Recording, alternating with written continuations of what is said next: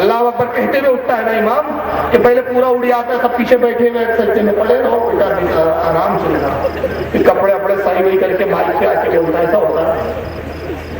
اور نماز میں جو اس نے کپڑے سمیٹا، جھبے جو سمیٹ رہا ہے، اس کے بارے میں حدیث سن لیجیے کیا ہے۔ حدیث پاک ہے عن ابن عباس رضی اللہ تعالیٰ عنہ قال قال رسول اللہ صلی اللہ علیہ وسلم، حضرت عبداللہ ابن عباس سے روایت ہے، عبداللہ ابن عباس کہتے ہیں امرت ان اسجد علی سبعین ولا اکف شعرا ولا صوبا۔ حضرت عباس کہتے ہیں، عبداللہ ابن عباس، کہ اللہ کے نبی نے ارشاد فرمایا کہ اللہ تعالیٰ نے، رسول کہتے ہیں اللہ نے مجھے 3 چیزوں کا حکم دیا، مجھے 3 چیزوں پر سختی سے حکم دیا گیا۔ پہلا یہ کہ جب میں سجدہ کروں تو 7 چیزوں پر سجدہ کروں۔ نبی نے فرمایا کہ 7 چیزوں پر مجھے 7 ہڈیوں پہ سجدے کا حکم دیا۔ 7 کون سی ہے؟ 2 پیر، پنجے، انگلیاں، 2 گھٹنے کتنے ہوئے؟ 4، 2 ہتھیلیاں کتنے ہو گئی؟ 6، پیشانی اور ناک کی ہڈی ایک ساتھ، یہ 7۔ تو فرمایا 7 چیزوں پر مجھے سجدہ کرنے کا حکم دیا۔ اور حضور فرماتے دوسرا کہ مجھے نماز میں بالوں سے کھیلنے سے منع کیا گیا، کہ بال سے نہ کھیلوں نماز کی حالت میں، زلفوں کو نہ سنواروں۔ اور تیسرا کیا فرمایا؟ ولا صوبا، اور مجھے نماز میں کپڑوں کو سمیٹنے سے منع کیا گیا۔ کپڑے تو سمیٹ رہا ہے، اور اگر کہتے مجھے نماز میں کپڑے سمیٹنے سے منع کیا، جو کپڑے جس حال میں چھوڑ دوں، اور اگر عمل کثیر پایا گیا، کپڑے سمیٹے گئے، تو سارے علماء فرماتے ہیں کہ نماز فاسد ہو جاتی ہے اس سے۔ یہ مکروہ تحریمی ہے کپڑوں کو سمیٹنا، یہ آنکھی چڑھانا، پائچے موڑنا، یہ سب مکروہ تحریمی ہے۔ پھر حدیث کہاں ہے؟ اندر سے بھی نہیں موڑ سکتے، باہر سے بھی نہیں، سمیٹنے کے حکم آتا ہے۔ یہ حدیث بخاری کی جلد 1 ہے، لکھ لو، حوالے دیکھنا ہے جا کے گھر دیکھ لو، کتاب الاذان ہے، حدیث نمبر 812 ہے۔ یہی حدیث صحیح مسلم میں جلد 1 کتاب الصلاۃ حدیث نمبر 999 پر ہے۔ یہی حدیث ابن ماجہ میں جلد 1 صفحہ 478 حدیث نمبر 8088 پر ہے۔ جن کو بخاری مسلم کی حدیثیں نہیں معلوم، یار ہوگا ایسی نمازیں پڑھا تو ایسوں کے پیچھے ہماری نماز کیسے ہوں گی بھائی؟ لیکن یہ حرم کے امام کیوں بنے ہوئے؟ آواز بڑی اچھی ہے، قرت بڑی اچھی، کل پروین رنگیلی کی آواز اچھی لگے گی تو اس کو امام بنا دیں گے۔ آواز والے لوگ ہیں یار۔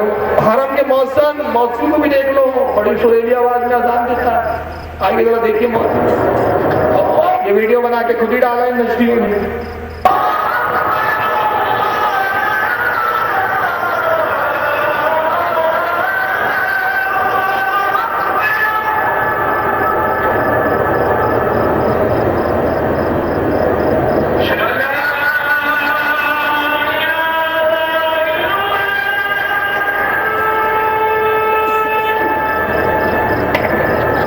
مؤذن نے روک دیا، شرٹنگ کیا ہوا ہے، ٹائی پہنے ہوئے، انگریز کی اولاد، سر پہ ٹوپی نہیں اس کے۔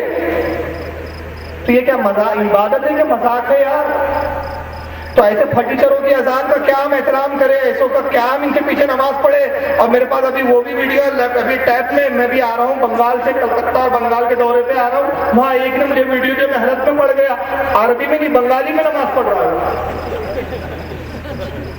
وہ سورہ فاتحہ کا ترجمہ بنگالی میں پڑھ رہا، وہ اللہ اکبر بولتے نا تو وہ بنگالی میں بولتا اللہ سب سے بڑا، یہ بول کر رکوع کرتا ہے، یہ بول کر کرتا ہے۔ تو عبادت کو تو مذاق بنا کے رکھا ہے لوگوں نے، ایسے بھی پیچھے نہیں ہوتی۔ اور مسجد نبوی کا امام دیکھنا ہے، وہ بھی دیکھ لو، مسجد نبوی کے امام صاحب سب ڈسکو امام ہو گئے۔ یہ مغرب کی نماز ہو رہی ہے مسجد نبوی شریف میں، لائیو ہوتا ہے، یہ سب ریکارڈ کی انہی کی ویب سائٹوں پہ آپ کو مل جائے گا۔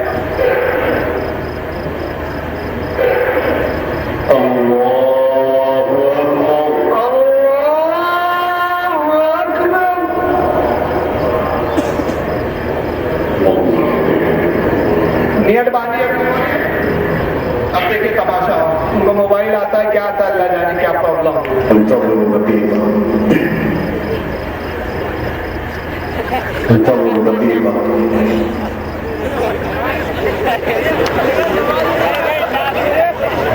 علماء چھوڑ کے چلا گیا۔ اور میں نے ایک تقریر میں جب یہ کہا کہ موبائل آیا بھاگ گیا، تو سعودیہ سے ان کے ایک ملا نے جواب دیا، اس کا نام ہے کیا نام ہے، نور چینل پر آتا ہے، وہ وہیں کا ایک بھابیوں کا نور چینل ہے، اس کا نام بھی لیکن یاد نہیں آ رہا میرے کو، عتیق मौलवी अतीक करके क्या जवाब दिया? फारूक भी झूठ बोलता है।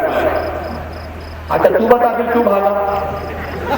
बोले फारूक भी झूठ बोलता है, वो मोबाइल नहीं आया था, असल में उनको ख्याल आया कि मेरा वुजू नहीं है, वुजू बनाने चले गए। यानी बचाने गया और फंसा दिया। अब मैंने उस पर क्या चैलेंज किया था सुनिए, वहाँ घड़ी लगी है जो कैमरे की घड़ी होती है, तो रिकॉर्डिंग में घड़ी आ रही है 18:32 पर भागा है। कितने देर में कब भागा ये? 18:32 पर, यानी 6:32 हो रहे थे, मगरिब की नमाज का वक्त था, ये 6:32 पर ये गए जनाब माइक छोड़कर। अब आए गए जरा वो घड़ी खोल रही है इसकी, ये भी गया तो कैमरा मैन इधर उधर अभी कैमरा दिखा।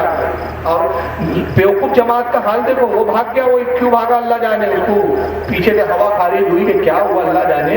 और जमात की बेवकूफी देखो, सब हाथ बांध के खड़े उसके इंतजार में। वो या बोल रहे हम तेरा इंतजार करेंगे कयामत तक, खुदा करे कि कयामत और तू आ जाए।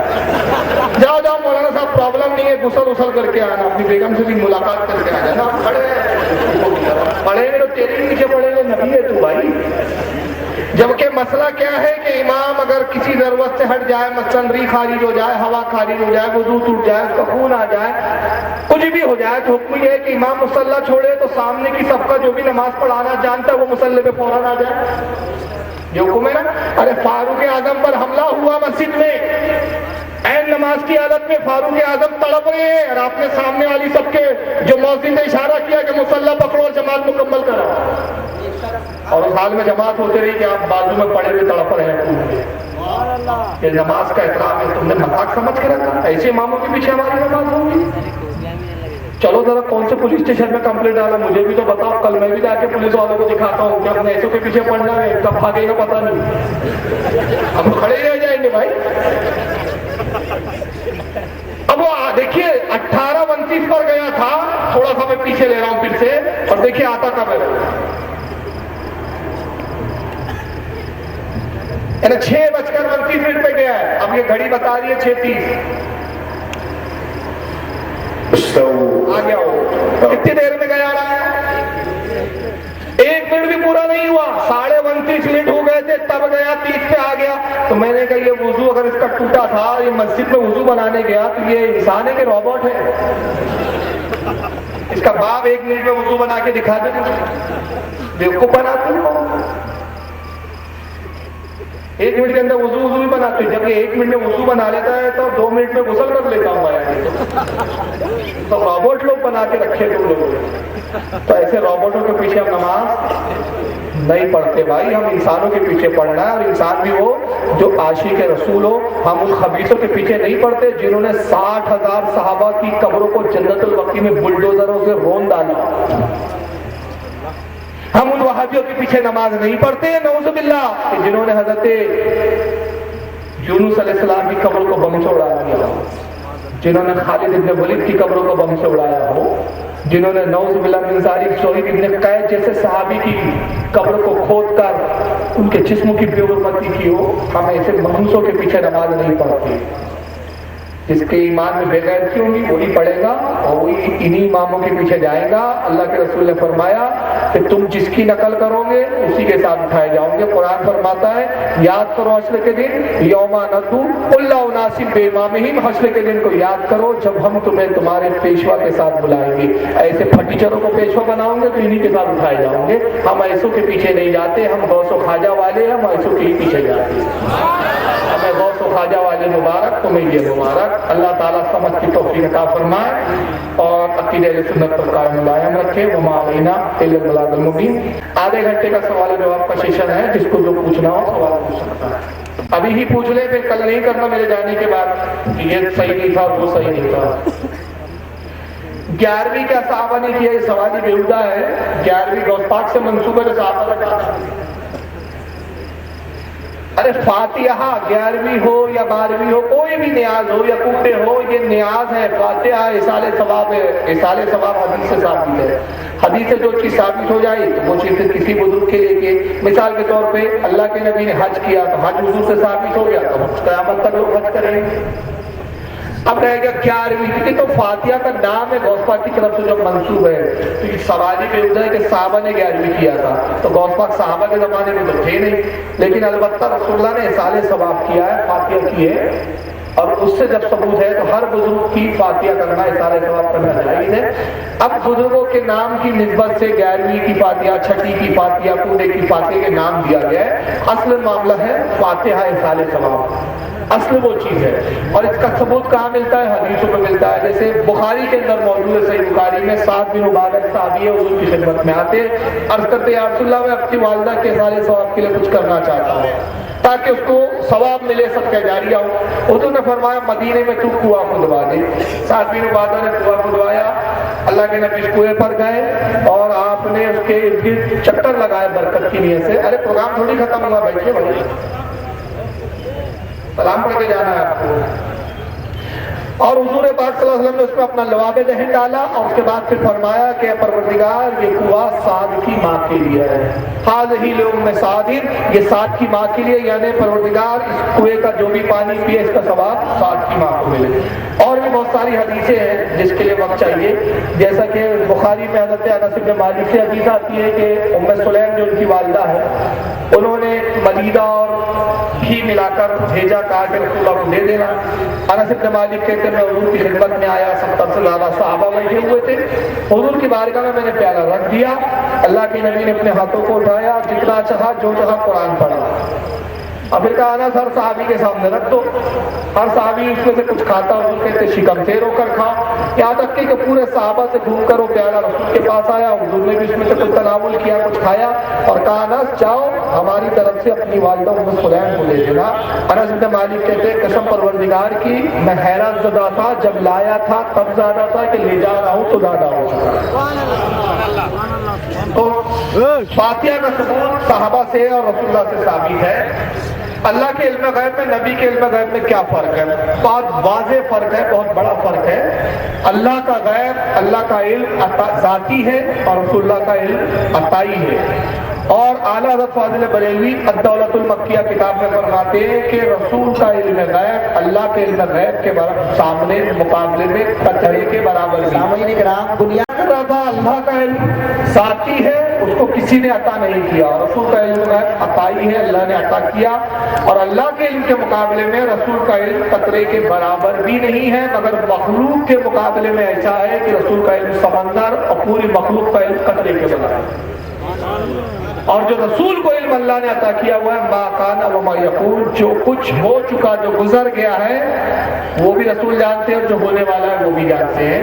اس کا ثبوت قرآن عظیم میں خود موجود ہے، اللہ فرماتا ہے وما ہوا علی الغیب بدنین، ہمارا نبی غیب بتانے میں بخیل اور کنجوس نہیں، ہم اپنے نبی کو غیب بتاتے ہیں، وہ غیب کا اظہار کرتا ہے۔ قرآن میں دوسری جگہ اللہ فرمایا کہ اللہ کی شان نہیں کہ اپنا غیب کسی پہ ظاہر کرے، مگر ہاں اپنے پسندیدہ رسولوں میں سے چن لیتا ہے جس کو وہ چاہتا ہے۔ تو قرآن سے بھی ثابت ہے کہ اللہ نے اپنے نبی کو علم غیب عطا کیا۔ پھر حدیث سے بات کریں تو بہت بات طویل ہو جائے گی، واللہ اعلم ثم رسول اعلم۔ اہل حدیث کہتے ہیں کہ قرآن اور حدیث کے علاوہ دوسرے محدثین کے حوالے دینے کی ضرورت نہیں۔ ان کو کیسے سمجھایا جا رہا ہے؟ اہل حدیث ایک جاہل فرقہ ہے، ان سے کہیے کہ پھر ہم بہت ساری حدیثیں پیش کرتے تو تم کہتے ضعیف ہے، تو یہ ضعیف ہے یہ کس نے کہا؟ محدث نے کہا کہ رسول نے خود کہا؟ کس نے کہا؟ محدث نے کہا نا، محدث تو مانتے ہو نا۔ عبداللہ ابن مبارک رضی اللہ تعالیٰ عنہ امام مسلم کے شہر میں صحیح مسلم کے مقدمے میں فرماتے لوگوں اپنے دین کے اندر سند کو دیکھو، رسول کی حدیثوں میں سند دیکھو کہ سند آدھا دین ہے۔ سند کیا ہے؟ کہ فلاں نے لکھا، فلاں نے لکھا، فلاں پہ اگر اعتماد ہو تبھی وہ حدیث مانی جاتی ہے، ایک چیز۔ اور دوسرا مشائخ علماء سے ہی دلیلیں لی جاتی ہے، کہ قرآن میں اللہ خود فرماتا ہے فَاسْأَلُوا أَهْلَ الذِّكْرِ إِن كُنتُمْ لَا تَعْلَمُونَ، تمہیں علم نہ ہو تو علم والوں سے پوچھو۔ تو علم والوں سے ہی تو جانا جائے گا۔ تو محدثین ہوتے ہوئے جو حدیث کے جانکار ہوتے ہیں، جو لاکھوں حدیثوں کے حافظ ہوتے ہیں، وہ بہتر سمجھتے ہیں کہ کون سی حدیث کا کیا مطلب ہے، کون سی حدیث منسوخ ہے، کون سی ناسخ ہے، کون سی حدیث پہلے آئی، کون سی بعد میں آئی، کون سی حدیث کو رسول اللہ نے چھوڑ دیا تھا، اس پر عمل کب عمل کیا، کیا حدیث کی کیفیت ہے، اس کے مطابق جو محدث فیصلہ کرتے ہیں وہی فیصلہ حتمی ہوتا ہے، اسی کو ماننا ضروری ہوتا ہے۔ ورنہ اگر کوئی کہے کہ میں صرف حدیث مانوں گا، محدث کی بات نہیں مانوں گا، تو پھر اس کو میری گزارش ہے میں 3-4 سوال کرتا ہوں، ذرا اس کے جواب وہ لے آئے۔ صحیح بخاری کھولیے آپ، کتاب الوضو، اس میں ایک حدیث امام بخاری لاتے ہیں کہ رسول اللہ جب بھی وضو کرتے تو اپنے اعضاء کو ایک ایک بار دھوتے تھے، ایک بار کلی کرتے تھے، ایک بار ناک پر پانی ڈالتے تھے، ایک بار ہاتھ دھوتے تھے، ایک بار چہرہ دھوتے تھے، ایک بار پیر دھوتے تھے۔ اسی کے نیچے دوسری حدیث ہے کہ امام بخاری کی دوسری حدیث لائے کہ رسول اللہ جب بھی وضو کرتے 2 بار کرتے تھے وہ اعضاء، 2 بار کلی، 2 بار ناک پہ پانی، 2 بار چہرہ، 2 بار ہاتھ، 2 بار پیر۔ اسی کے لیے تیسری حدیث آتی ہے کہ رسول اللہ جب بھی وضو کرتے ہر اعضاء کو 3 بار دھوتے۔ تو اہل حدیث سے میرا سوال ہے کہ کون سی صحیح حدیث اور کون سی جھوٹی، ذرا فیصلہ کر کے بتائیں، اور اس میں کسی محدث کا قول نہیں رہا۔ تو میں بھی دیکھتا ہوں کتنا بڑا علامہ ہے یہ۔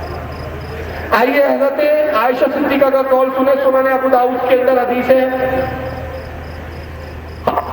ابو داؤد میں حضرت ابو ہریرہ سے ہے کہ رسول اللہ نے فرمایا جس نے وضو کی حالت میں اپنے جسم کے کسی اعضاء کو چھوا، وضو تناسل کو، وضو تناسل سمجھتا ہے نا، ارے سمجھتا ہے یا نہیں، جیسے پیشاب کرتے ہیں، وضو کی حالت میں اس کو ہاتھ لگا لیا، اس کا وضو ٹوٹ گیا۔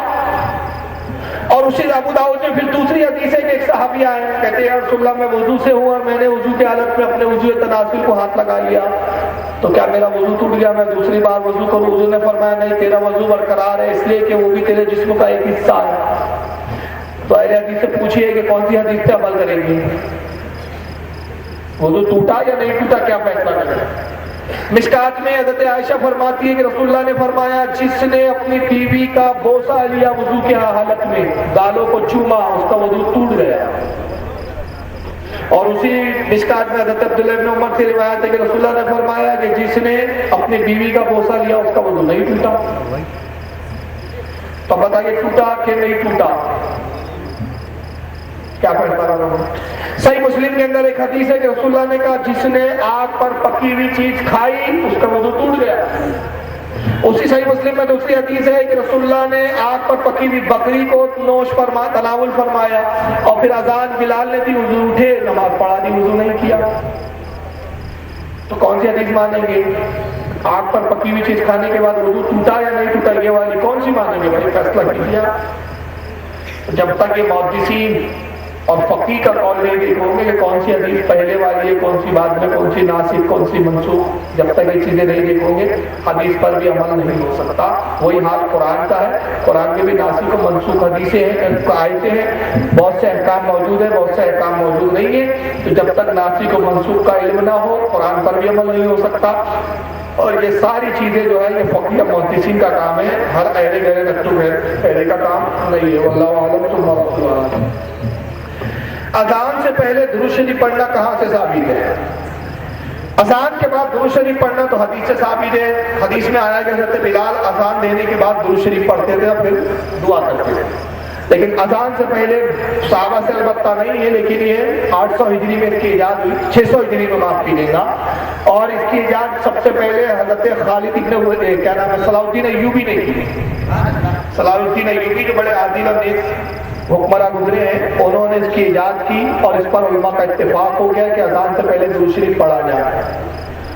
اور اس کی بہت ساری حکمت تھی اس زمانے میں۔ حکمت یہ تھی کہ ایسے فرقے تھے کہ مساجدوں میں ان کی بھی اذان ہوتی تھی، تو لوگ مسلمان سمجھ کے ان کی مسجدوں میں نماز پڑھنے چلے جاتے تھے۔ تو خالد حضرت صلاح الدین ایوبی نے فرمایا کہ اہل سنت کی مساجدیں الگ ہی پہچانی جائے، تو اس کا طریقہ یہ ایجاد کیا گیا کہ اذان سے پہلے درود پڑھو۔ تو اذان سے پہلے جیسے درود سنتے تھے لوگ سمجھ لیتے تھے یہ سنی صحیح عقیدہ کی مسجد ہے۔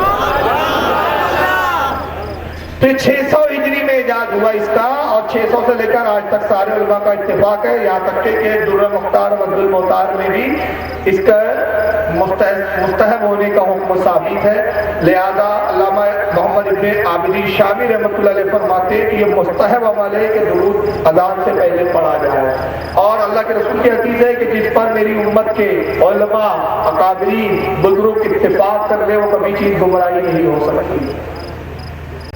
فاتحہ خانے کے تعلق سے جواب دیں، فاتحہ کا تو اسی میں نے جواب دے دیا۔ چلے سوالات کسی کے کرتا ہوں میں۔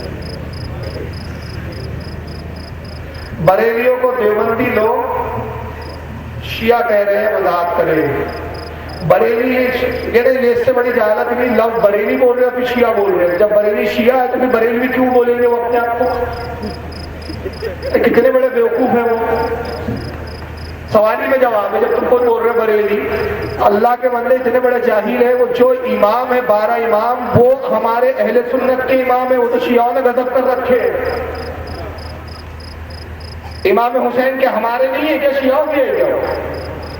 ارے قرآن سے ثابت ہے اہل بیت کی محبت. اللہ تعالیٰ قرآن میں فرماتا ہے کہ اے حبیب فرما دے قل لا اسألکم علیہ اجرا الا المودۃ فی القربى. اے حبیب فرما دے کہ اگر تم چاہتے ہو کہ میں نے جو تبلیغ کی اس کے عوض کچھ تم دینا چاہتے ہو تو اس کا بدلہ تو نہیں ہو سکتا، مگر یہ کرو کہ میرے اہل بیت سے محبت کرو. یہ تو قرآن میں ہے بھائی. تو اہل بیت سے محبت کرنا کہ شیعہ ہونے کی دلیل ہے. اگر ہم اہل بیت کا ذکر کرتے یا اہل بیت کو مانتے تو کتنا بڑا جاہل ہے. تو پھر اگر یہ ماننے سے شیعہ ہو گئے بریلوی تو پھر شیعہ لوگ تو رسول کو بھی مانتے ہیں، علی کو بھی مانتے، تو آپ رسول اور علی کو ماننا بند کر دیجیے. یہ بہت بڑی بیوقوفی ہے. شیعہ الگ فرقہ ہے، بریلوی الگ فرقہ ہے. بریلوی شیعوں کو مسلمان نہیں سمجھتے. البتہ تم لوگ تو ان کے پیچھے بھی نماز پڑھ لو گے، ہم شیعوں کے پیچھے بھی نماز نہیں پڑھتے. ہمارے نزدیک شیعہ بھی کافی ہے. ہم تو ڈگی کی چوٹ پہ بولتے تھے، تم ذرا ایسے ڈگی کی چوٹ پہ بول کے بتاؤ. تم تو کہتے کسی کو کافر ہی نہیں کہنا چاہیے. تمہارا تو اصول ہے کہ کافر کو بھی کافر نہیں کہنا چاہیے. تو شیعہ کو کیوں کافر بولتے ہو بھائی؟ یہ تو ہم بولتے ہیں کہ وہ بھی کافر ہے. اہل بیت کی محبت کا نام شیعہ نہیں ہے. امام شافعی رحمۃ اللہ علیہ اہل بیت سے بڑی محبت کرتے تھے. امام شافعی کو میں یہی تہمت لگائی تھی جاہلوں اس زمانے کے، کہتے تھے کہ صاحب امام شافعی شیعہ ہو گئے. تو امام شافعی نے شعر کہا اس زمانے میں قصیدے میں، فرمایا کہ اگر محبت اہل بیت کا نام شیعات ہے تو میں اعلان کرتا ہوں زمین و آسمان گواہ ہو جائے کہ پھر میں شیعہ ہوں. اہل بیت کی محبت کا نام شیعہ ہے. اللہ کے نبی نے فرمایا مثل اہل بیت سفینۃ نوح علیہ السلام من رکیبہا فمن نجا ومن تخلف عنہا غریقا. اللہ کے نبی نے کہا میرے اہل بیت کی مثال کشتی نوح کی طرح ہے. جو اس میں سوار ہو گیا اس نے نجات پائی، اور جو اس میں سوار نہ ہوا وہ ہلاک و تباہ و برباد ہو گیا. اہل بیت کی محبت فرض عین ہے جو قرآن سے ثابت ہے. اہل بیت کی الحمدللہ بریلی لوگ محبت کرتے ہیں، الفت رکھتے ہیں. یہی وجہ ہے کہ ہم اہل بیت کے لوگوں کے ناموں پر نام رکھتے ہیں. بعض جاہل دیوبندی کہتے ہیں چونکہ اعلیٰ حضرت کے والد کا نام نقی علی تھا، دادا کا نام رضی علی تھا، یہ شیعوں کے امام ہیں. ہم نے کہا کتنا بڑا جاہل ہے کہ وہ شیعوں کے اہل سنت کے امام ہیں. بڑے بڑے محدث ان کے شاگرد ہیں. امام جعفر کے شاگرد امام ابو حنیفہ ہیں. امام باقر کے شاگرد امام اعظم ابو حنیفہ. ان سے علم لیا، بلکہ امام اعظم نے 2 سال امام جعفر سے پڑھا. کسی زمانے میں جب بوڑھے ہو گئے، بھویں پک گئی، تو امام ابو حنیفہ سے پوچھنے والے نے پوچھا کہ ابو حنیفہ بتائیے آپ کی عمر کتنی ہے؟ تو امام ابو حنیفہ نے فرمایا میری عمر 2 سال ہے. انہوں نے کہا آپ اتنے بڑے امام کو جھوٹ کہتے ہیں، آپ کی عمر تو بہت زیادہ لگتی ہے. فرمایا جو 2 سال میں نے امام جعفر کے ساتھ گزارے، ان کی صحبت میں رہے، وہی میری اصل عمر ہے. باقی تو عمر میں نے ایسی گوار دی. پانی کی قلت ہے، مسجد کا پانی باہر دینا جائز ہے یا نہیں؟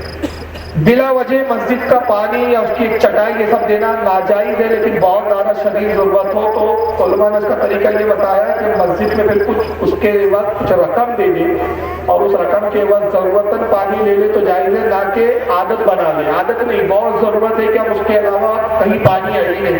مسجد میں کنواں ہے یا بورویل ہے اور وہیں پر پانی ہے، باقی پھر کہیں پانی نہیں ہے، تو اس حالت میں مسجد میں کچھ رقم دے کر پانی لیا جا سکتا ہے. لیکن اگر کچھ دور پر بھی پانی کہیں ہے تو پھر مسجد سے لینا جائز نہیں.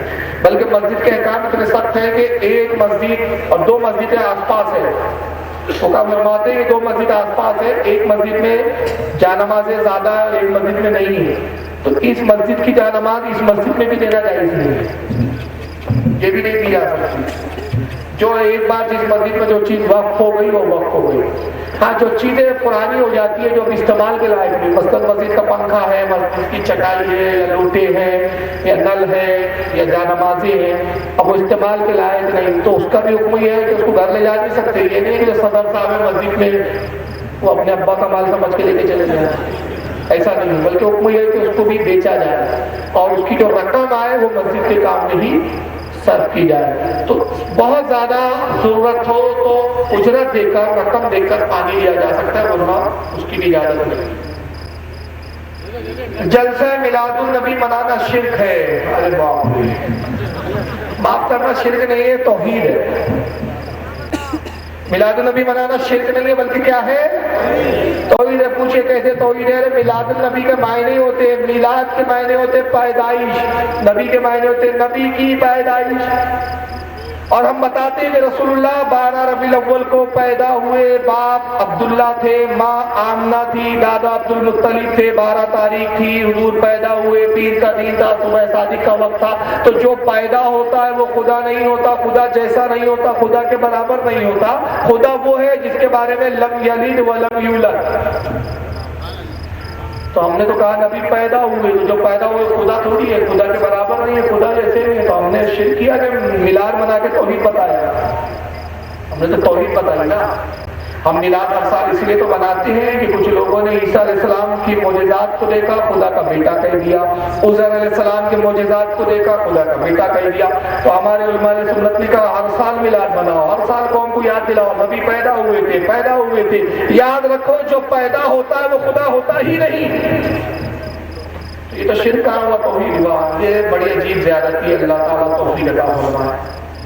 اسلام میں جھنڈے کی اہمیت کیا ہے؟ سرکار جب پیدا ہوئے تھے اس وقت بھی جھنڈے لگائے گئے، جنگوں میں بھی جھنڈے استعمال کیے گئے، مختلف رنگ کے جھنڈے استعمال کیے گئے۔ ایسا نہیں تھا کہ ہر وقت استعمال کیے گئے، بلکہ جنگ بدر کے اندر رسول اللہ نے جو جھنڈا رکھا تھا وہ حضرت عائشہ ام المؤمنین کا دوپٹہ تھا اور کالے رنگ کا تھا۔ لیکن میلاد النبی میں جو 3 جھنڈے حضرت جبریل نے لگائے تھے، روایت میں کہ ایک کعبۃ اللہ پر، ایک بیت المقدس میں، 4 جھنڈے کا ذکر ہے، بیت المقدس میں، ایک مشرق میں اور ایک مغرب میں۔ تو جبریل سے بھی ثابت ہے، رسول سے بھی ثابت ہے۔ جھنڈے اصل میں علم کہتے ہیں اس کو عربی زبان میں، ایک نشانی ہے، پہچان ہے۔ اب جن لوگوں کو میلاد میں ہرے جھنڈوں سے الرجی ہے ان سے میں پوچھتا ہوں کہ جمعیت العلماء کا وہ جو پٹے والا جھنڈا ہے وہ لہرانا کہاں سے جائے گی؟ اور یہ جھنڈے سے چڑھنے والے صرف یہ لکھ کر دیتے، مجھے لکھ کر دیتے، اگر واقعی ہمت ہے، بڑے ہمت سے تم فتوی لکھ کر دیتے ہو کہ میلاد میں جھنڈے لگانا حرام، لکھتے ہو نا، فتوا دیتے ہو نا، تو چورت کر کے میں ایک فتوا پوچھتا ہوں، 15 اگست کے دن ترنگا لہرانا جائز یا ناجائز؟ مجھے جواب دے دو۔ لکھ کے دیں گے اگر کوئی مدرسہ ان کا؟ سوال پوچھتا ہوں کہ 15 اگست کو ترنگا جھنڈا لہرانا جائز یا ناجائز؟ نانی یاد آ جائیں گی، جیسی لکھیں گے ناجائز سیدھا دیش دروہی کی قلم لگیں گی۔ نانی یاد آ جائیں گی، جیل کی ہوا کھائیں گے، بولیں گے بیٹا آپ نہیں جھنڈے لہرا تو اپنے۔ تو میں کہتا ہوں 15 اگست جنگ آزادی کا دن ہے، اس دن جھنڈے لگانا حب الوطنی ہے۔ جو جھنڈے کا انکار کرے وہ غدار ہے۔ تو میلاد میں جو جھنڈے لگائے مصطفیٰ کا وفادار ہے، جو انکار کرے وہ غدار ہے۔ یہ دیش کا غدار ہے تو وہ دین کا غدار ہے۔ ورنہ ذرا ہمت ہو تو دے، ذرا اپنے مدرسے سے فتوا تو لاؤ یار۔ جتنی فراق دلی سے بڑے دھڑلے سے فتوا دیتا ہے ان کا ملا، 15 اگست کو میلاد النبی میں جھنڈا لگانا بدعت ہے، جائز نہیں دینا، ذرا 15 اگست کو جھنڈا لگانا جائز نہیں ہے۔ ہمارے تو بڑا واقعی دین کا بہت بڑا ٹھیکیدار ہے، وہاں نانی یاد آتی ہے کیونکہ دنیا داری ہے۔ ان کی جماعت کا کچھ جھنڈا ہے، کیا نام ہے اپنا، جمعیت العلماء کا وہ 3 پٹے والا زیبرا جیسا، زیبرا جانور ہوتا ہے نا ویسے پٹے والا جھنڈا، اور لہراتے جلوس بھی نکالتے ہیں، وہ جائز ہے، لیکن ہم نکالے تو نہ جائز۔ اللہ تعالیٰ سمجھ کی توفیق عطا فرمائے۔ یہ کیا لکھا سمجھ میں نہیں آ رہا، حضور نے تبلغ کا، اچھا حضور صلی اللہ علیہ وسلم نے تبلیغ کا طریقہ کس کو دیا، اس کا طریقہ کیا ہے؟ یہ جو 40 دن کے چلے ہیں یہ تو نبی نے نہیں کیا، یہ کہیں سے ثابت نہیں ہے۔ میں نہیں کہتا، چلیے اگر درود شریف پڑھے تو ڈاکٹر اسرار احمد کو دکھا دیتا ہوں۔ پہلے معراج ربانی کو سن لیجئے، یہ اہل حدیث ہے، یہ ایک دوسرے کو کافر بولتے اور وہ بیچارہ چلا ہے حرم کے امام کے پیچھے نماز پڑھنے، تو پہلے اپنے گھر کا جائزہ لے وہ کیا کہتا ہے معراج ربانی سے۔ یاد رکھیے کہ سعودیہ کیا عقیدے والا ہے اور یہ دیوبندی ہے، دیکھیے کیا چل رہا ہے ان کے۔ سنیے تبلیغی جماعت جو 3 مہینہ 4 مہینہ کے لیے نکلتے ہیں، کیا وہ درست ہے؟ ابھی تک آپ اس عقیدے کو درست نہیں کر سکے اللہ کے بندے. اتنے دن سے یہاں پروگرام ہو رہے ہیں، یہ تمام سب چیزیں غلط ہیں بھائی. یہ 4 مہینے 3 مہینے یہ عورتوں کے اپنے ایام کے پیریڈ کے اصول ہوتے ہیں. 3 مہینے حیض کے، ان کے طلاق کے بعد 4 مہینے مرنے کے بعد شوہر کے، یہ سب اسلام کے اندر نہیں ہے. 3 مہینے اللہ تعالیٰ آپ کو جتنی تو توفیق دے، 1 گھنٹے 2 گھنٹے کی اللہ کے دین کی بات لوگوں تک پہنچائیں. چلتے پھرتے اٹھتے بیٹھتے ہمیشہ، یعنی کہ 2 دن کے لیے نکلو، 3 دن کے لیے نکلو، 4 دن کے لیے نکلو، تو یہ اجر ہے، یہ ثواب ہے. یہ یہاں آپ آئے ہو الحمدللہ، چاہے جس نیت سے آئے ہو. تو میرا ربانی خود کیا کہہ رہے ہیں کہ 40 دن کے چلوں کو یا عورتوں ہو یا کیا نام ہے ان کا یہ سوال تبلیغی جماعت کے والد سے کہ کیا آپ کی جماعت نے تبلیغی جماعت کے ساتھ مل کر کوشش کی ہے کہ دین کو غالب کرنے کی جدوجہد کی جائے؟ کیونکہ یہ میں نے 2 برس تک تبلیغی جماعت کے ساتھ اس وقت میں نے جماعت اسلامی سے علیحدہ ہوا تھا 1957 میں، تو 2 سال میں نے تبلیغی جماعت کے کل ساتھ ہو کے کام کیا. جماعت کی ضرورت کو میں محسوس کرتا ہوں. میں آپ سے ایک بات کہہ رہا ہوں، ذرا میں میں نے عرض کیا ہے کہ میرا انداز ذرا فرض ہے. کبھی آپ نے سوچا کہ تبلیغی جماعت جو امریکہ جاتی ہے نہیں جاتی؟ وہاں کوئی اسے پوچھے تو اپنے گھر کی خبر ہو، تم ذلیل ہو، خوار ہو، ہمارے غلام ہو، تمہارا حل کریے، ہمیں کیا سکھانا ہے؟ اپنا گھر تو درست کرو. تمہارے ہاں بلینز کے قبض ہوتے ہیں، ملک کا جو ہے سارا خون چوس کر یہ تمہارے جو ہے سیاستدان اور بیوروکریٹس جو ہیں ہمارے بینکوں میں لا کر انہوں نے جمع کر دیا ہے، اور تم یہاں آئے ہمیں کچھ پڑھاؤ گے؟ ذرا نمونہ دکھاؤ گے. کسی عالم اسلام میں کسی ملک میں اسلام ہے تو دکھاؤ گے. اور ایک بات نوٹ کر لیجیے، کہتے یہ ہے کہ حضور کے طریقے پر ہے. نوٹ کر لیجیے، حضور نے کبھی کوئی تبلیغی وفد جماعت نہیں بھیجی، کبھی. 12 برس تک مکے میں تھے تو مکے ہی میں کام ہو رہا، مکے میں کام ہو رہا، مکہ ہے اس کے دل کو دبا ہے بس. کہیں باہر کی جماعت نہیں.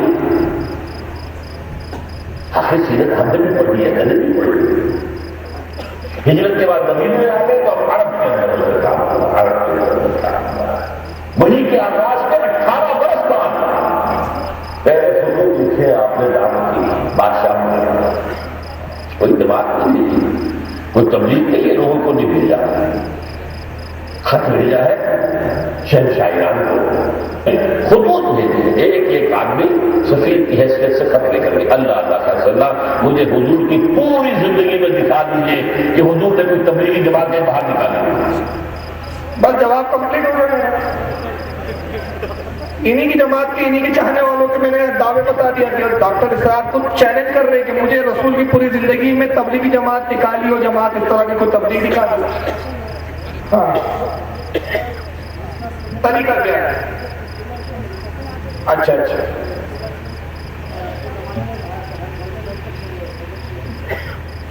یہ سوال یہ پوچھ رہے کہ رسول اللہ کا طریقہ کیا تھا. یہ سوال ہے.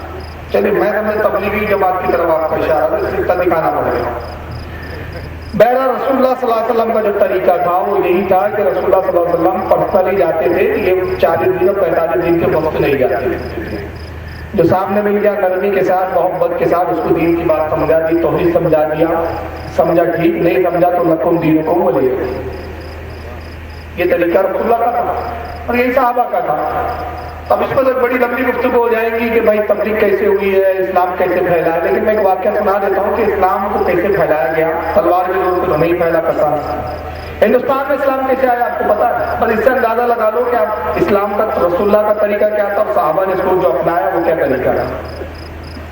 اسلام ہندوستان میں سب سے پہلے باقاعدہ جب آیا ہے وہ حضرت عثمان غنی کے دور خلافت میں حضرت عثمان ابن عاص کے ذریعے. حضرت عثمان ابن عاص کون ہے؟ یہ عمرو ابن عاص کے بھائی ہے جو مصر کے گورنر تھے فاروق اعظم کے زمانے میں اور امیر معاویہ کے زمانے میں بھی رہے. عثمان غنی کے زمانے میں عثمان ابن عاص حضرت عمرو ابن عاص کے بھائی ہے. ہندوستان ایک وفد کے ساتھ آئے جو تجارت کی غرض سے آیا. کپڑے کے لوگ व्यापारी ہوتے تھے, کپڑا بیچنے کے لیے آئے. کالی گڑھ کے سمندر کے ساحل پر انہوں نے پڑاؤ ڈالا اور سمندر کے کنارے انہوں نے بازار لگایا. تو بازار جب چالو ہوا, فجر کے بعد بازار چالو ہو جاتے تھے, شروع ہو جاتے تھے, اور مغرب کے وقت بازار ختم ہو جاتے تھے سورج غروب ہونے سے کچھ پہلے. تو کپڑے کے انہوں نے تھانوں کو بچھا دیا. کچھ غیر مسلم لوگ کپڑا خریدنے آئے تو ایک دکان, ایک جو شخص ہے غیر مسلم ہندو, وہ حضرت عثمان ابن عاص کے پاس آتا ہے, اور آنے کے بعد ایک کپڑے کو اس نے دیکھا, پسند کیا, اور پسند کرنے کے بعد کہتا ہے کہ یہ فی گز کیا ہے, یعنی کتنے گز کا کتنے روپے میں دو گے. تو حضرت عثمان ابن عاص نے جو قیمت بتائی وہ بہت کم تھی. اس کو بڑا تعجب ہوا. اس نے کہا کہ تم عرب سے آئے ہو, اور جبکہ دستور ہے کہ جو تاجر باہر سے آتا ہے تو وہ اپنے آنے جانے کے اخراجات بھی جوڑتا ہے, وہ جو مال بیچتا ہے وہ بظاہر مہنگا ہوتا ہے, اور جو باہر کی چیز ہوتی ہے وہ فطری طور پر مہنگی ہوتی ہے, اس لیے کہ وہ چیز یہاں ملتی نہیں ہے.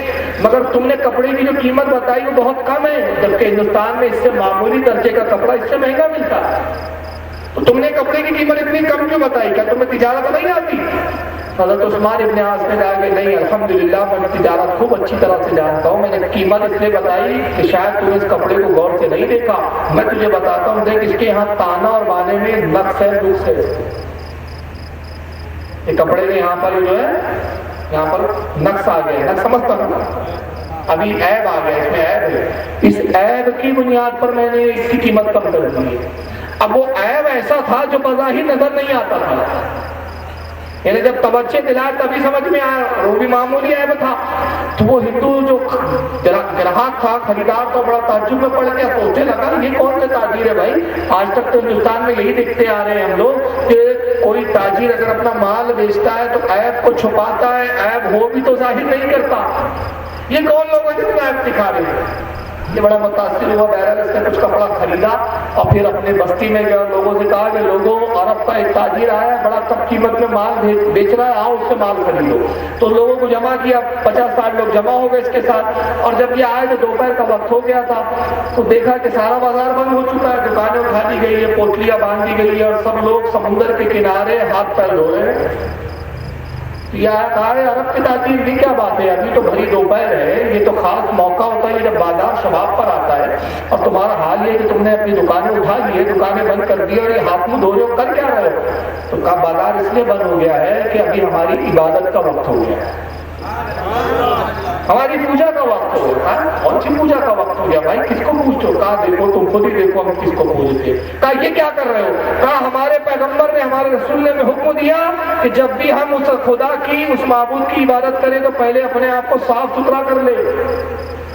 تو آپس میں ہندو کہنے لگے کہ یہ کون سے مذہب کی بات کر رہے ہیں, ہمارے مذہب میں تو کوئی صاف ستھرے کا معاملہ نہیں ہے, کسی بھی حال میں آؤ, کبھی بھی آؤ, گھنٹہ بجاؤ.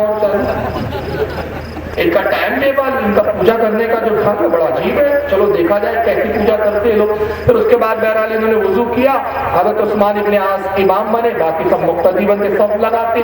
تو یہ بڑے حیرت سے دیکھ رہے کہ یہ کیسی عبادت ہے, سب بندی ہے بڑے ڈسپلین کے ساتھ. اور پھر دیکھا تو امام سجدے میں تو یہ سجدے میں, وہ رکوع میں تو یہ رکوع میں, وہ جھک رہے تو یہ جھک رہے, وہ اٹھ رہا تو یہ اٹھ رہے.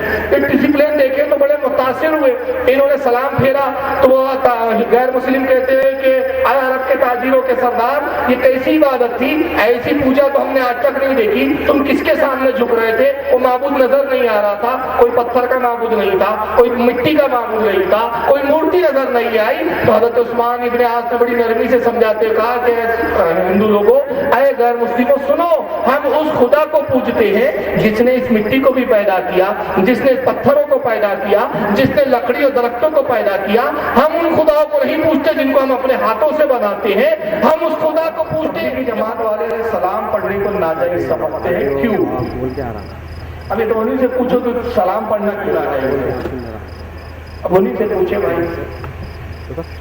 اب سلام تو ایسی چیز ہے بھائی کہ اللہ کے نبی فرماتے, صحیح مسلم کی حدیث ہے, حضور فرماتے مجھے وہ پتھر آج بھی اچھی طرح سے یاد ہے کہ جب میں چھوٹا بچہ تھا اپنے چچا ابو طالب کی انگلی پکڑ کے چلتا تھا مکہ میں, جب میں اس پتھر کے قریب سے گزرتا تو پتھر مجھے دیکھ کر سلام کہتا تھا, الصلاۃ والسلام علیک یا رسول اللہ. تو آقا نے, آقا پر تو پتھروں نے بھی سلام بھیجے ہیں, تو یہ کون سے پتھر ہے جو بھیجنا نہیں چاہتے؟ یہ کون سے سخت دل ہے بھائی؟ اب میں زیادہ اس کو تفصیل میں بہت وقت ہو جائے گا، اس کو تقریر کی ضرورت ہے، تقریر تو نہیں کی جا سکتی۔ شاہ عبدالحق محدث ایک بہت بڑی شخصیت گزری ہے، ان کی کتاب ہے اخبار الاخیار، جس کو دیوبندیوں نے ترجمہ کیا، دیوبند کے 2 مولویوں نے ترجمہ کیا۔ اخبار الاخیار آپ کو حیدرآباد میں مل جائے گی اردو ترجمے والی، فارسی سے اردو کیا۔ شاہ عبدالحق وہ محدث ہے جن کو دیوبندی بھی مانتے ہیں، اہل حدیث بھی مانتے ہیں، بریلوی بھی مانتے ہیں، کیونکہ سب سے پہلے ہندوستان میں علم حدیث انہوں نے عام کیا۔ اخبار الاخیار میں دعا لکھتے ہیں کہ پروردگار میرا کوئی عمل ایسا نہیں جس پر میں امید رکھوں، یقین کروں کہ تیری بارگاہ میں قبول ہو، مگر ایک عمل ایسا ہے جو تیری رحمت سے بڑا شاندار ہے، اور اس عمل پر مجھے یقین کامل ہے کہ تو اس کے بعد مجھے بخش دے گا، اور وہ عمل یہ ہے کہ میں محفل میلاد میں تیرے نبی پر کھڑے ہو کر سلام پڑھتا ہوں۔ اب میں ایک چھوٹی سی مثال دے دیتا ہوں، بس اس پر سلام وہ نہیں پڑھتے اور ہم پڑھتے اس کا فرق واضح ہو جائے گا۔ حضرت کا نام بتا دیں، آپ کا نام آپ اس میں عبد الحمید رحمانی صاحب تشریف فرمائے، ماشاءاللہ مولانا عبد الرحیم رحمانی صاحب۔ حضرت مولانا رحمانی صاحب یہیں پر ہی رہتے ہیں، نہیں رہتے ہیں حیدرآباد میں رہتے ہیں، حضرت حیدرآباد میں رہتے ہیں، میں ناگپور میں رہتا ہوں۔ میں حیدرآباد آیا، حضرت کی مجھ پر نظر پڑی، میری نظر حضرت پہ پڑی، لیکن حضرت نے نہ مجھے سلام کیا نہ میں نے حضرت کو سلام کیا، دونوں نے ایک دوسرے کو سلام نہیں کیا۔ تو کچھ لوگوں نے مجھ سے پوچھا کہ فاروق صاحب آپ باہر سے آئے ہیں، اتنے بڑے مولانا حیدرآباد کے آپ کو ملے، آپ نے سلام نہیں کیا؟ تو میں نے جواب میں کہا بھائی میں نے سلام اس لیے نہیں کیا کہ میری ان سے جمتی نہیں، اس لیے میں نے سلام نہیں کیا کہ میری جمتی نہیں ان سے۔ پھر ان سے پوچھا رحمانی صاحب آپ نے فاروق صاحب کو سلام کیوں نہیں کیا؟ کہا میری بھی ان سے جمتی نہیں۔ تو جب سلام نہ ہو تو سمجھ میں کیا آ جاتا ہے کہ جمتی، اور سلام ہو تو جمتی، تو ان کی جمتی نہیں، نہ سلام جاتا ہے نہ آتا ہے۔ سنیوں کی جمتی ہے رسول سے، تو سلام جاتا بھی ہے سلام آتا ہے، معمولی سی بات ہے، سمجھ لیجیے۔ تو ان کی جمتی نہیں ہے بیچاروں کی، ہماری اچھی جمتی ہے۔ رفعین نماز میں کرنا کہاں تک درست ہے؟ کرنے والے صحیح کہتے ہیں یا نہ کرنے والے؟ یہ ان کے سوال کا مفہوم ہے۔ رفعین نہ کرنا ہی سنت ہے، پہلے سرکار نے کیا، بعد میں اس کو ترک کر دیا۔ اس ترک کے تعلق سے صحیح مسلم کی حدیث ہے جو حضرت جابر بن سمورہ رضی اللہ تعالیٰ سے روایت ہے۔ حضرت جابر بن سمورہ کہتے ہیں کہ ہم صحابہ کرام نماز پڑھ رہے تھے اور رکوع میں جانے سے پہلے رکوع سے اٹھتے وقت ہم اپنے ہاتھوں کو اٹھاتے، رفعین کر رہے تھے۔ آقا نے کہا کہ کیا بات ہے، میں تمہیں دیکھتا ہوں جیسے سرکش گھوڑے اپنی دموں کو ہلاتے ویسے تم نماز میں اپنے ہاتھوں کو ہلاتے ہو۔ اسکون فی الصلاۃ، نماز میں سکون اختیار کرو۔ اس حدیث کے تعلق سے علماء فرماتے ہیں کہ یہ حدیث وہ ہے جو رفعین کو منسوخ کرتی ہے، اس سے رفعین کا منسوخ ہونا ثابت ہوتا ہے۔ اس پر غیر مقلدین کچھ اعتراض کرتے ہیں، تو پہلا اعتراض تو وہ یہ کرتے ہیں کہ صاحب یہ رفعین جو منسوخ کا حکم آیا یہ رکوع والی نہیں ہے، بلکہ صحابہ اکرام سلام پھیرتے تھے پہلے بھی ہاتھ اس طرح اٹھاتے تھے پھر سلام پھیرتے تھے، تو یہ والی رفعین منسوخ کرنے کا حکم ہے۔ ہاں جواب دے دیتے اس کا، جی۔ تو یہ علماء فرماتے، وہ اعتراض کرتے ہیں کہ معاملہ یہ ہے کہ رفعین جو سلام پھیرتے اٹھنے سے پہلے صحابہ ہاتھ اٹھاتے تھے اس کو منسوخ کرتی ہے۔ تو اس کا جواب ہمارے علماء اہل سنت کی طرف سے یہ دیا گیا کہ نہیں صاحب، اس لیے کہ حدیث میں وہ لفظ صاف واضح ہے کہ نماز میں سکون اختیار کرو، سلام پھیرنے کے بعد تو نماز ہی ختم ہو جاتی ہے، تو اس کا مطلب یہ رفعین جو ہے یہ رکوع والی ہے، ایک چیز۔ اور دوسری یہ کہ صحیح بخاری کے اندر سجدے میں جاتے وقت بھی رفعین کا حکم ہے، اٹھتے وقت بھی۔ یہ غیر مقلد یہ رفعین نہیں کرتے، تو ان سے پوچھئے کہ یہ رفعین منسوخ کرنے کے لیے آپ کے پاس کون سی حدیث ہے، اس کا جواب لا دیجیے۔ اور دوسرا پھر ایک سوال ہماری طرف سے یہ بھی ہے، اس کا بھی جواب لا دے غیر مقلدین کہ اگر وہ کہتے ہیں کہ نہیں رفعین کرنا ہی رسول اللہ سے ثابت ہے، تو حضور کی آخری نماز وہ دکھا دے، اس میں ثبوت بتا دے کہ رسول اللہ نے وصال سے آخری وقت تک جو آخری نماز پڑھی اس میں بھی رفعین کیا ہو، ایسا کوئی حدیث سے ثبوت دے دی۔ جبکہ ہمارے پاس اس کے مقابلے میں بڑی معتبر روایتیں ہیں، معتبر حدیثیں ہیں، جس میں عبداللہ ابن مسعود کی روایت سب سے معتبر ہے جو صحیح بخاری مسلم ہر کتاب میں ہے کہ عبداللہ ابن مسعود صحابہ سے کہتے ہیں میں تمہیں نماز پڑھ کے ویسی نہ دکھاؤں جو رسول اللہ نے پڑھی ہے، صحابہ کرام کہتے ہیں کہ انہوں نے تکبیر اولا کے وقت پہلی تکبیر میں ہاتھ اٹھایا، پھر ہاتھوں کو نہیں اٹھایا، اور فرمایا میں نے وہ نماز پڑھی جو رسول اللہ نے پڑھی، اس میں رفع دین کا ذکر کہیں بھی نہیں ہے۔ اور رفع دین حنفیوں کے نزدیک بھی منسوخ ہے، مالکیوں کے بھی نزدیک منسوخ ہے، لیکن البتہ شافعیوں کے اور حنبلیوں کے نزدیک منسوخ نہیں ہے، وہ لوگ پڑھتے ہیں۔ تو اگر کوئی اپنے امام کی تقلید کر کے پڑھے تو ہمیں اعتراض نہیں ہے، لیکن کوئی خود مجتہد ہو کر رفع دین کرے تو پھر ہمارا اس پر اعتراض ہوتا ہے۔ وجہ یہ ہے کہ اگر مجتہد کے قول پر عمل کرے تو مجتہد سے خطا بھی ہو جائے تو ایک نیکی ملتی ہے، اور اگر خود اجتہاد کرے مجتہد نہ ہو کر، اس کے بارے میں حدیث میں ہے کہ اگر کوئی جاہل کسی مسئلے سے استنباط کرے کسی حدیث سے یا قرآن سے، اگر وہ صحیح نہیں ہو تب بھی وہ گناہ گار ہو، اس لیے اس نے اٹکلیں لگائی۔ بہرحال یہ بڑا تفصیلی مضمون ہے، اس پر بہت ساری کتابیں اب منظر عام پر آ چکی ہے اور رفع دین کے تعلق سے تو مطالعہ کریں۔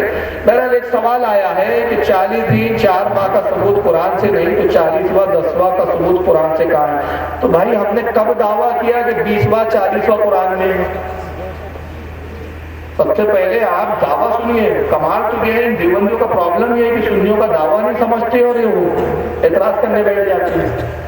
ہمارا دعویٰ صرف اتنا ہے کہ 40واں 20واں اس کا قرآن میں ثبوت نہیں ہے، ایصال ثواب، نفس ایصال ثواب کا ثبوت ہے، اور ہمارے علماء نے حکمتاً اس کے نام دے دیے کہ 10واں یعنی 10 مرنے کے بعد 10 تاریخ کو 10ویں دن فاتحہ ہو، 20واں یعنی 20ویں دن فاتحہ ہو، 40واں یعنی 40ویں دن ہو۔ اور اس کی وجہ یہ ہے کہ بعض ضعیف حدیثوں میں ہم اقرار کر رہے ہیں کہ وہ حدیث بھی ضعیف ہے، لیکن فضائل میں حدیث ضعیف قبول کر لی جاتی ہے۔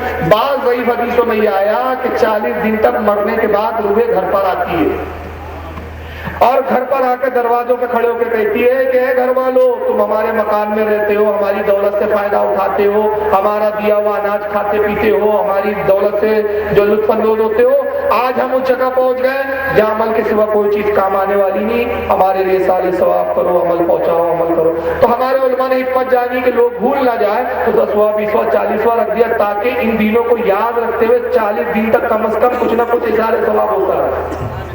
لیکن ہمارے کسی عالم نے کبھی نہیں کہا کہ 20واں 10واں قرآن میں ہے، اور اگر قرآن میں ہوتا تو فرض ہوتا، پھر ہم کہتے 40واں کرنا فرض ہے، 20واں کرنا فرض ہے، مگر ہم فرض نہیں کہتے بلکہ کیا کہتے ہیں؟ مستحب ہے، اچھا عمل ہے۔ اب مستحب ہو کہ کرو تو ثواب، نہ کرو تو کوئی گناہ بھی نہیں۔ اگر کوئی 40واں نہیں کرتا تو ہم اس کو کفر کا فتویٰ نہیں لگاتے۔ مگر آپ لوگ جو 40 دن کے چلے جاتے ہیں تو ان کے بارے میں تو آپ کی کتابوں میں یہاں تک لکھا ہے معاذ اللہ کہ 4 چلے جو کاٹ لے وہ اللہ کا ولی بن جاتا ہے۔ تو یہ کس کتاب میں ہے بھائی؟ مولوی الیاس کاندھیلوی جنہوں نے تبلیغی جماعت بنائی، ان کی کتاب ہے مکاتب الیاس، مکاتب مولانا محمد الیاس، اس میں لکھتے ہیں کہ جماعت میں نکلو، جماعت میں نکلو، اللہ تم سے وہ کام لے رہا ہے جو نبیوں سے نہیں لیا۔ ہمارا پرابلم تو اس پر ہے بھائی، پرابلم اس پر ہے ہمارا کہ ہم اس پر اعتراض کرتے ہیں۔ ہم 40-45 دن کی بات تھوڑی کر رہے ہیں، ہم تو کہہ رہے ہیں کہ تم جو اس کو تم فرض عین جیسا سمجھ لیا تم نے، اتنا زور دیتے ہو کہ پورا دین ہی 40 دن کے چلوں میں بنا دیا تم نے، اس پر ہم بولتے ہیں۔ اور پھر میں نے تو اپنا اعتراض ہی نہیں سنایا، آپ ہی کے بھائیوں کو سنایا، وہی بھائی جن کے پیچھے آپ نماز پڑھنے کے لیے مالے جا رہے ہیں، میں نے تو انہی کا سنایا نا کہ وہ ایک بولتا ہے یہ عورتوں کے چلے چھٹی ہے، دوسرا بولتا ہے نبی کی پوری زندگی میں نہیں سب کچھ کا۔ تو آپ ہی پہلے آپ اپنے گھر میں طے کر لینا، یہ آپ ہی کے بھائی لوگ ہیں، ہمارے بریلوی لوگ نہیں ہیں یہ۔ اور یہ جو تھے اسرار احمد صاحب، یہ خود 7 سال تبلیغی جماعت میں انہوں نے کام کیا، بعد میں بزر ہو کے الگ ہوئے، پھر تبلیغی جماعت کا رد کرنا شروع کر دیا۔ ہمارے نزدیک 40واں 20واں 10واں جس سے مستحب عمل ہے، فرض واجب کے درجے میں نہیں ہے، اس لیے ہم اس کے مکلف ہی نہیں ہے۔ جو سوال پوچھا کہ قرآن سے ثبوت دو، نفس فاتحہ حدیث سے ثابت ہے، نفس فاتحہ، اور فاتحہ کسی بھی دین ہو، صرف اس کو نام دے دیے گئے تاکہ اس نام سے سمجھ میں آ جائے کہ بھائی کون کس قسم کے اصالے ثواب کی بات ہوگی، ورنہ اس کا کوئی معاملہ نہیں ہے۔ واللہ عالم ثم رسول۔ اللہ تعالیٰ نے نمازوں کی رکعتوں کو اس طرح تقسیم کیوں کیا کہ فجر میں 4 رکعت، ظہر میں 17 رکعت؟ اللہ نے نہیں کیا بھائی، یہ قرآن میں اس کا کہیں بھی ثبوت نہیں ہے کہ رکعتیں بیان کی گئی ہو۔ صرف اللہ نے نمازوں کے بارے میں فرمایا کہ نماز فرض ہے، نماز پڑھو، 5 نمازوں کا ذکر کیا، رکعتیں رسول نے پڑھی ہے، جبریل نے حضور کو بتایا اللہ کے حکم سے، قرآن میں اس کا ذکر نہیں۔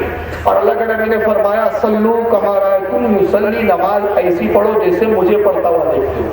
حضور نے 4 پڑھی تو 4 ہو گئی، 5 پڑھی 5، 3 پڑھی 3 ہو گئی، 2 پڑھی 2 پڑھی تو 2 ہو گئی۔ اگر سرکار 5 پڑھتے تو 5 ہو جاتا، 6 پڑھتے تو 6 ہو جاتی۔ رسول نے فرمایا جیسے مجھے پڑھتے ہو دیکھتے ہو دیکھو۔ تو اللہ نے حکم دیا لیکن قرآن میں اس کا حکم نہیں ہے۔ اب سرکار نے جو عمل کیا وہی عبادت ہے، وہی طریقہ جو ہے ہم پر لاگو ہو جاتا ہے، کیونکہ اللہ تعالیٰ قرآن میں فرماتا ہے اطاعت کرو رسول کی، اطاعت کرو اللہ کی، اطاعت کرو رسول کی۔ اللہ عالم سے رسول یہ کیا لکھا ہے؟ تبلیغ والے سلام نہیں پڑھتے، اس کا جواب دے دیا۔ اور روضہ رسول مدینہ منورہ کے سامنے صلاۃ السلام پڑھنے سے کیوں روکا گیا؟ اچھا ابھی جو ہوا معاملہ کیوں روکا گیا اس تعلق سے تو میری اپنی بھی رائے یہ ہے کہ وہاں نہیں پڑھنا چاہیے اتنے زور سے۔ بھائی میں اپنا موقع بتا رہا ہوں، ہو سکتا ہے کچھ لوگ میرے اس موقف سے مطمئن نہ ہو، لیکن میں اپنا موقع رکھ دیتا ہوں، باقی پھر آپ کو اختیار ہے، چاہے میرا موقع مانے چاہے نہ مانے۔ گزشتہ سال بھی کچھ لوگوں نے مدینہ منورہ میں روضے رسول پر زور سے سلام پڑھا، اس کی ویڈیو آئے اور لوگوں نے بڑے فخر سے ویڈیو مجھے دیا بھی اور بھیجا بھی گیا کہ صاحب دیکھو سارے سنی مل کر سلام پڑھ رہے۔ تو اسی وقت بمبئی کے جلسے میں مجھ سے سوال ہوا تھا کہ یہ سلام جو پڑھا گیا ہے کیسا ہے، کہاں تک درست ہے؟ تو میں نے اس وقت واضح کیا تھا اور جو علماء بیٹھے تھے اسٹیج پر انہوں نے میری تائید کی تھی اس وقت۔ میں نے کہا یہ میرے نزدیک صحیح نہیں ہے، اس لیے سلام پڑھنے کا تو حکم ہے۔ رسول اللہ فرماتے جو موجہ شریف میں میرے قبر کے قریب سلام پڑھا جاتا ہے اس کو میں خود سنتا اور جواب دیتا ہوں، لیکن وہ دل میں نہیں پڑھو تو سرکار سن لیتے ہیں، منو مٹی کے نیچے سن لیتے ہیں، تو زور سے چوپ پڑھانے کی ضرورت نہیں ہے۔ روضے رسول پر آواز بلند کرنے سے ہی منع کر دیا گیا ہے اور یہ حکم قرآن سے ہے۔ قرآن فرماتا ہے یا ایھا الذین آمنوا لا ترفعوا اصواتکم فوق صوت النبی، اے ایمان والو اپنی آواز نبی کی آواز سے بلند نہ کرو، نبی کی آواز سے اپنی آواز کو بلند نہ کرو۔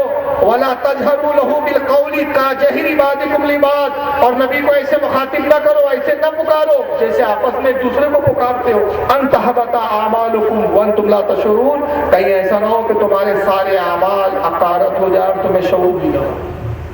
قرآن نے منع کیا۔ امام مالک رضی اللہ تعالیٰ عنہ روضہ رسول پر کھڑے ہوئے ہیں، منصور اس وقت کا بادشاہ ہوا آتا ہے، کہتا ہے کہ مالک، امام مالک بتائیے، اس کو امام قاضی عیاض نے کتاب الشفا میں لکھا ہے اس بات کو جو میں بیان کر رہا ہوں، اور ابن تیمیہ نے بھی اس کو الوسیلہ میں لکھا ہے اپنی کتاب الوسیلہ۔ امام مالک سے پوچھتا ہے وہ منصور کے حضور بتائیے میں جب دعا کروں تو روضہ رسول کی طرف رخ کروں کہ کعبے کی طرف کروں؟ تو امام مالک نے کہا کہ تو روضہ رسول کی طرف دعا کر، اس روضے سے اس ذات سے اپنی چہرے کو کیوں کھولتا ہے جو تیرے باپ آدم کا بھی وسیلہ ہے؟ سبحان اللہ۔ پھر منصور نے ایک اور مسئلہ پوچھا تو حضرت امام مالک نے جواب دیا۔ تو امام قاضی عیاض کہتے کہ منصور نے اس مسئلے سے اتفاق نہیں کیا تو اس نے زور سے چلانا شروع کیا۔ تو امام مالک نے اس کو ڈانٹا، کہا کہ بدبخت خاموش ہو جاؤ، اور اس بارگاہ میں آواز بلند کرتا ہے کہ جس کے بارے میں قرآن میں آیا کہ نبی کی آواز سے اپنی آواز کو بلند نہ کرو ورنہ ایمان حقارت ہو جائے۔ تو بارگاہ رسالت کا ادب یہ ہے کہ وہاں آواز بھی بلند نہ کی جائے۔ اعلیٰ حضرت نے یہ فرمایا حرم کی زمین اور قدم رکھ کے چلنا، ارے سر کا موقع ہے ہو جانے والا، یہ وہ نازل بارگاہ ہے۔ ڈاکٹر اقبال کہتا ہے کہ ادب گاہ زیر آسماں از عرش نازک تر، نفس گم کردہ جنید و بایزید کی جا۔ یہ وہ بارگاہ ہے کہ جہاں جنید بغدادی اور بایزید بستامی جیسے لوگوں کے ہوش اڑ جاتے ہیں ادب کے معنی، وہ ادب کی بارگاہ ہے۔ تو یہ میرے حساب سے درست نہیں ہے کہ ہجوم کر کے آپ پڑھ رہے ہیں اور ایک شور و گل ہو رہا ہے، اس سے رسول اللہ کو اذیت ہوتی ہے، اس سے پرہیزی کرنا چاہیے۔ تو اب وہاں روکا گیا تو میرے حساب سے صحیح ہے، ورنہ اگر نہ روکا جائے تو پتہ ہے سنیوں میں جاہل بھی تو بہت ہے بھائی، کم جاہل ہے کہ ہم تو اپنی جہالتوں سے بھی پریشان ہے نا۔ وہ تو اچھا ہوا کہ وہ روکتے ہیں، اللہ کی حکمت ہے کہ ظالموں کو رکھا ہے۔ اگر سنیوں کی حکومت ہو چھوٹو تو قوالیوں کے پٹارے لے کے بیٹھ جائے اور وہیں شروع ہو جائے، ایک جھلک دکھلا جائے، ایک بار آ جائے، کوئی گارنٹی نہیں ہے۔ تو وہ بارگاہ بڑی نازک ہے، یہ نہیں کرنا چاہیے، بہت ادب کی ضرورت ہے وہاں پر۔ وہ ایسی بارگاہ ہے جہاں 70,000 فرشتے صبح آتے ہیں، 70,000 فرشتے شام میں آتے ہیں۔ اور بڑے بڑے اولیاء جب گئے ہیں نا وہاں پر روضہ رسول پر تو ان کے ہوش اڑ گئے ہیں ادب کے معنی۔ تو ایسی جگہ یہ بچنا چاہیے، اللہ تعالیٰ توفیق عطا فرمائے۔ دیوبندی کے پیچھے اٹھک بیٹھک والی نماز پڑھ سکتے ہیں یعنی کائے کے لیے یوگا کرنے والے محلے والوں کے فتنے سے بچنے کے لیے دیکھیے کوئی دنیا کا قانون آپ پر یہ نہیں بولتا ہے کہ آپ کو کسی کے پیچھے نماز پڑھنی ہی پڑے گی، اس میں آپ اپنی مرضی کے مالک ہیں۔ اگر کوئی فورس کرتا ہے کہ آپ کیا ہمارے محلے میں رہتے تو ہماری مسجد میں آ کے پڑھنا پڑے گا، تو آپ پولیس میں کمپلین ڈالیے اس کے خلاف، تو وہ الٹا اس کے لینے کے دینے پڑ جائے گا۔ کیونکہ ہندوستان کا جو قانون ہے وہ یہ ہے کہ ہر آدمی کو اپنے مذہبی امور کو اپنے آزاد طور پر انجام دینے کا اختیار ہے۔ یاد رکھیے کوئی کسی پہ جبر نہیں کر سکتا۔ اگر میں ہندوؤں کی بستی میں رہتا ہوں تو ہندو لوگ مجھ سے یہ نہیں کہیں گے فاروق صاحب گنپتی کی پوجا کرنا پڑے گا۔ ہم تو آر ایس ایس کے گڑھ میں رہتے ہیں، ہمارے میں آر ایس ایس کا ہیڈ کوارٹر میرے گھر سے کتنی دور ہے؟ صرف 2.5 کلومیٹر کی دوری۔ مگر آج تک کسی ہندو نے ہم سے نہیں کہا فاروق رضوی صاحب گنپتی بیٹھے آؤ پوجا کرنا پڑے گا۔ ہم نے تو اس کے خلاف بھی آوازیں اٹھائی نا ہمارے مسلمانوں نے، کہ بیچ میں بھی جو آر ایس ایس نے نعرہ دیا تھا ہندوستان میں رہنا ہے تو وندے ماترم کہنا پڑے گا، ہم نے کہا ہم نہیں کہیں گے۔ آزادی ہے، کانسٹیٹیوشن ہمیں اجازت دیتا ہے، آپ کون ہوتے جبر کرنے والے؟ تو ہماری مرضی کہ ہم کس کے پیچھے پڑے نہ پڑے، ہمیں جہاں اطمینان ہوگا جہاں میں لگے گا ہماری نماز ہوتی وہاں پڑھیں گے، چور چکوں کے پیچھے تھوڑی پڑی جائے۔ تو کوئی قانون آپ کو نہیں بولتا، اور اگر کوئی پڑوسی اور یہ جیسے لکھا ہے کہ محلے کے فتنے، تو اگر کوئی فتنہ برپا کرتا ہے کہ تم کیوں نہیں آتے ہو، کیوں نہیں پڑھتے ہو، سیدھا اس کے نام سے کمپلین ڈالو کہ بھیا میری مرضی میں پڑھوں۔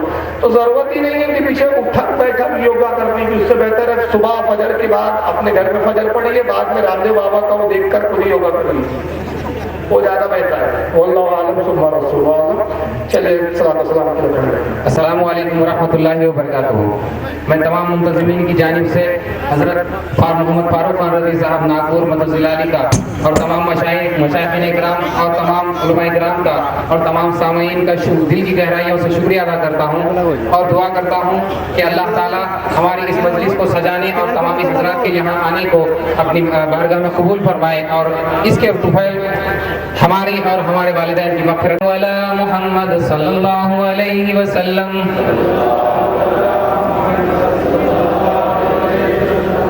اے حبیب احمد مجتبی دل مبتلا کا سلام لو، جو وفا کی راہ میں کھو گیا اسے گمشدہ کا سلام لو۔ اے حبیب احمد مجتبی دل مبتلا کا سلام لو، جو وفا کی راہ میں کھو گیا اسے گمشدہ کا سلام لو۔ میں طلب سے باز نہ آؤں گا، تو کرم کا ہاتھ بڑھائے جا، جو تیرے کرم سے ہے آشنا اسی آشنا کا سلام لو۔ اے حبیب احمد مجتبی دل مبتلا کا سلام لو، جو وفا کی راہ میں کھو گیا اسے گمشدہ کا سلام لو۔ کوئی مر رہا ہے بہشت پر، کوئی چاہتا ہے نجات کو، میں تجھی کو چاہوں خدا کرے میری اس ادا کا سلام لو۔ اے حبیب احمد مجتبی دل مبتلا کا سلام لو، جو وفا کی راہ میں کھو گیا اسے گمشدہ کا سلام لو۔ تیرا نور ہو میرے سینے میں، ملے لطف مجھ کو بھی جینے میں، میری حاضری ہو مدینے میں، میری حاضری ہو مدینے